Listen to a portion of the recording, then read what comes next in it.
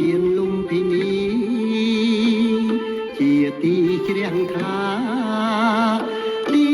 ព្រះមេត្តាប្រសូតបុត្រថ្លៃអោជាលំពីនេះជាទីជ្រះថ្លាទី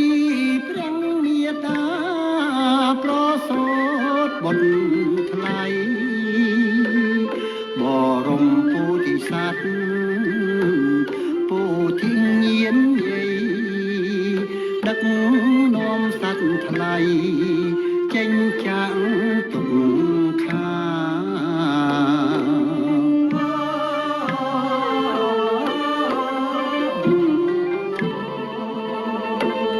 បរមពុទ្ធិសត្វ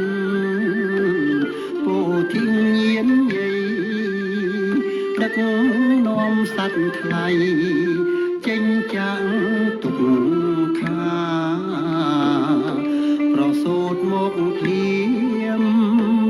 ស្ដេចឈរសំឡឹងស្ដេចឈររំពឹងថាគ្មាននរណាប្រសូតមកភ្លាមស្ដេចឈរសំឡឹងស្ដេចឈររំពឹងថាគ្មាននរណា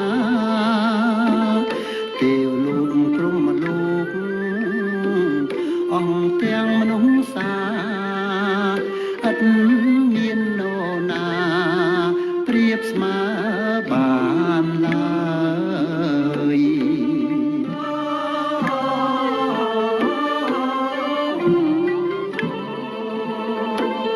ទេវលោកព្រហ្មលោកអង្គទាំងមនុស្សសាឥត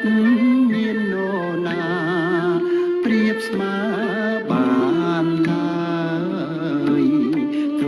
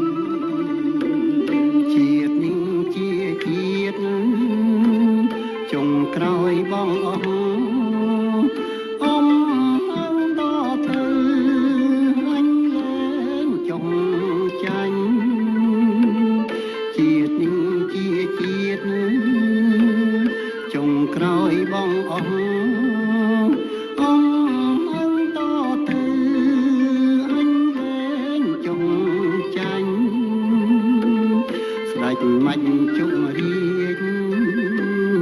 មិនអាចប្រមាញ់អញមិនចងចាញ់ឆ្លងផុតភពបី